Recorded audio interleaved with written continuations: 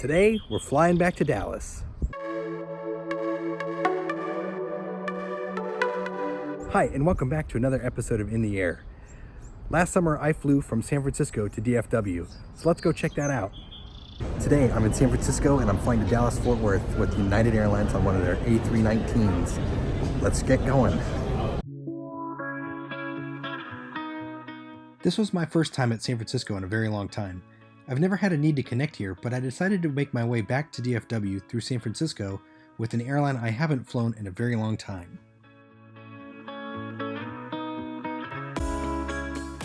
This is one big place, that's for sure. San Francisco spent nearly $9 million in 2019 to implement a new gate numbering system.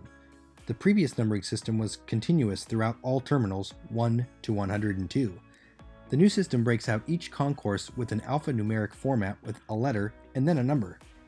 The gate used today was 73A, which is now F3A. United asks groups 3 to 5 to wait and not crowd the boarding area. Ha! Like that's gonna stop anyone.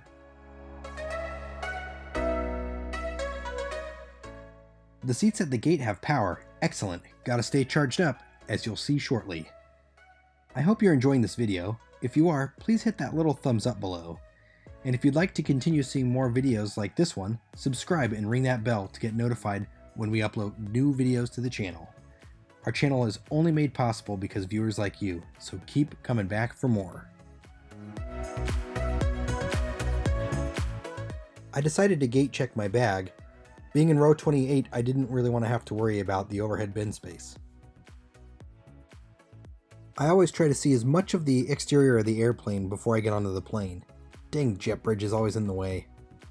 United calls their in-flight entertainment private screening. Sounds fancy. I tried to get good footage while getting to my seat, like we usually do, but, well, we were in a little bit of a rush to get going, so I was a bit squished. Sorry about that.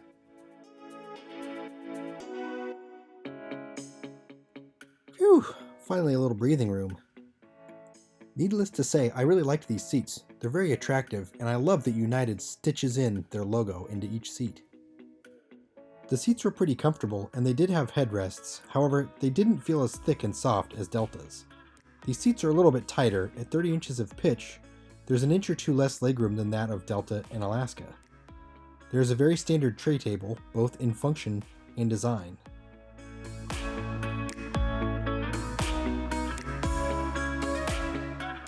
And again, the overhead controls in the Airbus planes I don't much care for. Such a reach.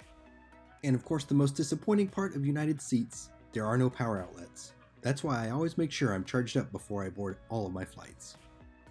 Today was another absolutely gorgeous day for flying. Flying out of an airport I haven't been to in forever made the day just that much more special and exciting for the aviation nerd in me. Getting to see so many 757s United had parked at their gates was a great sight. Boy, am I going to miss the 757. My older brother and his family flew on this exact aircraft, a 777-200, to Hawaii only a few months earlier. Very cool.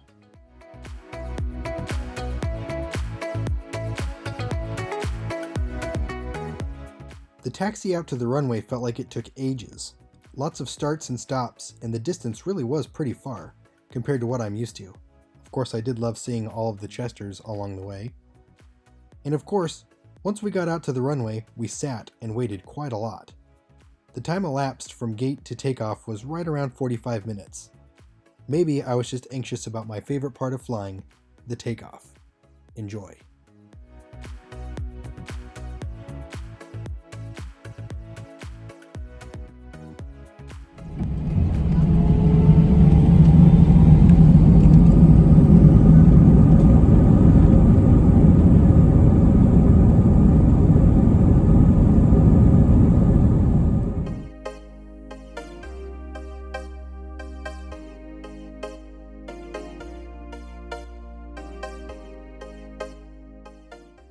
We took off from runway 1R, heading northeast.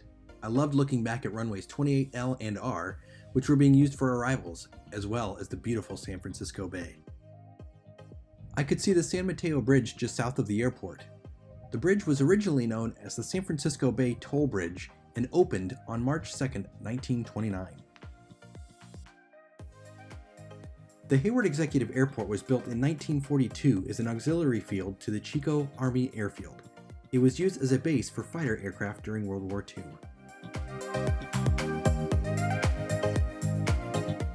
Okay, let's get a look at today's service with United. I was able to connect to United's private screening and watch some free entertainment.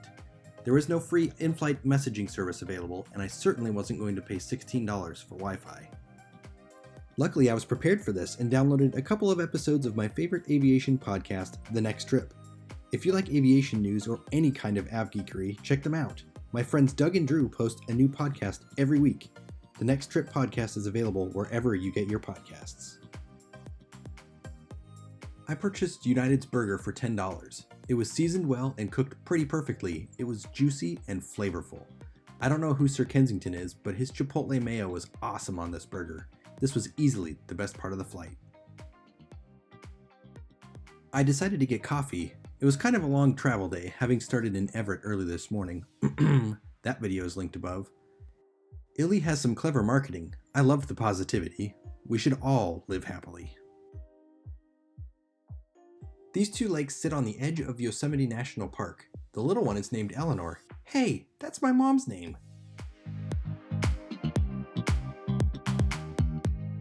And Mono Lake is just on the east side of Yosemite. What a beautiful lake. I'm adding this to our list of places to visit. These massive clouds provided a few bumps as we navigated through them. They sure were pretty to look at though.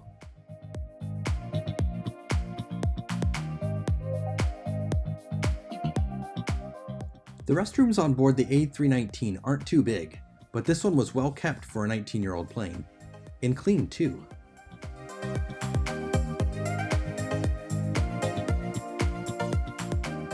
The cabin feels pretty similar to Alaska's really, with the same seat manufacturer and similar color.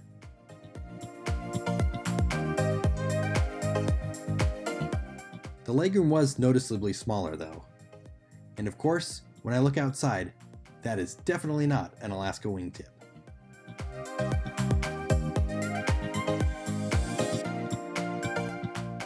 Speaking of wingtips, is it just me or do y'all prefer the blended winglets and sharklets to the older wingtip fence wingtips? I know, I'm a nerd. On our approach into DFW, I caught a glimpse of my house. That's the first time I've seen it from the air. It was a windy and bumpy final approach today, but the view was pretty and the landing was smooth.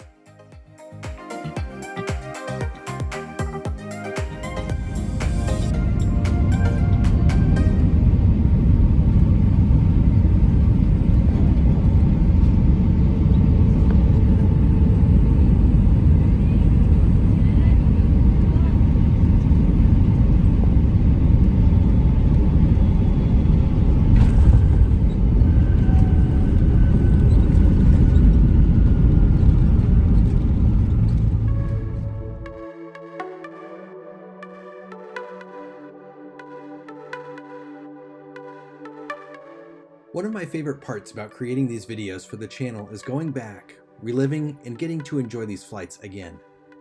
I remember thinking this flight was just kinda meh afterward, but getting to watch and relive this flight, it was pretty solid.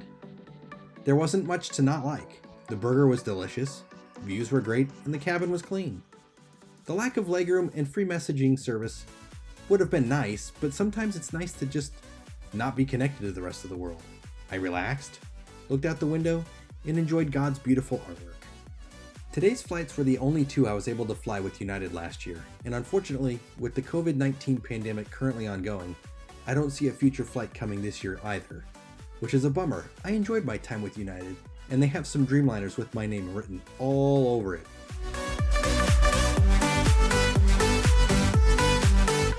Thank you for watching. I don't know about you, but I cannot wait to get back up in the air. But we have a lot more videos to come on the channel of trips we took last fall and winter. Remember, be a blessing both in the air and on the ground. We'll see you again soon in the air.